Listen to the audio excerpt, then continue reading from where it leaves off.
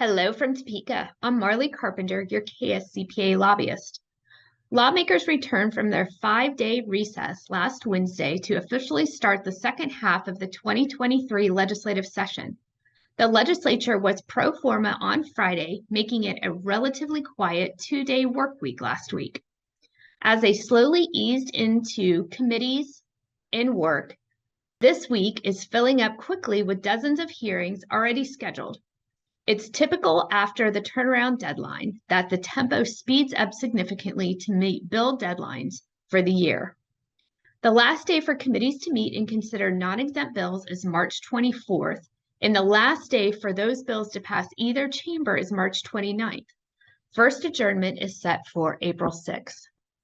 Lawmakers have been working this year on legislation aimed at prohibiting investments on the basis of social, governmental, and environmental criteria, ESG.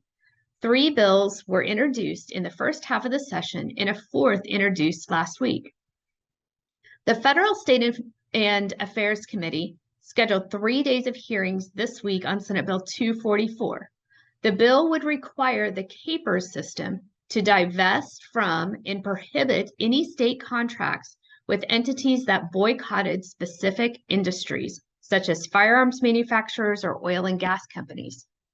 The House Financial Institution and Pensions Committee has scheduled 1 day of hearing on their ESG bill, which is House Bill 2436. This bill would prohibit state and political subdivisions from giving preferential treatment to or discrimination against companies based on ESG criteria in procuring or letting contracts. The newly elected Attorney General Chris Kobach said that fighting these ESG issues is one of his top policy priorities this year. Not much time was spent on tax issues last week, and the House and Senate tax committees continue to hear bills. The House has not yet taken up any bills on the floor, while the Senate has passed several bills over to the House. The full House, as well as the House Tax Committee, still has much work to do as they move towards first adjournment. This week, the House Commerce Committee is scheduled to hear from legislative research on the Mega Economic Development Program, APEX. 2 projects have been approved in Kansas, including the DeSoto Panasonic battery plant and the recent Integra Technology semiconductor project in Wichita. House Bill 2334 was introduced to extend the program by 1 year, with some additional changes recommended by the Department of Commerce.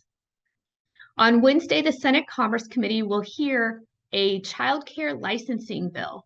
This is a major rewrite of child care in the state. Many companies have cited that child care and housing are 2 major workforce issues they are facing.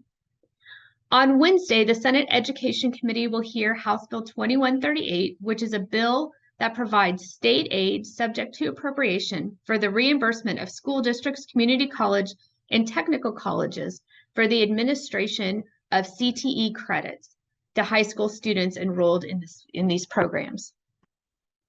Also, the Senate Commerce Committee will hear House Bill 2292, which is a bill that would enact the Kansas Apprenticeship Tax Credit, which encourages the development of apprenticeships in the state of Kansas. Friday, the Senate Tax Committee will hear Senate Bill 263, which is a bill that would require industry-specific appraisal valuation guides to be included in the Kansas Department of Revenue's Property Valuation Division's rules and regulations.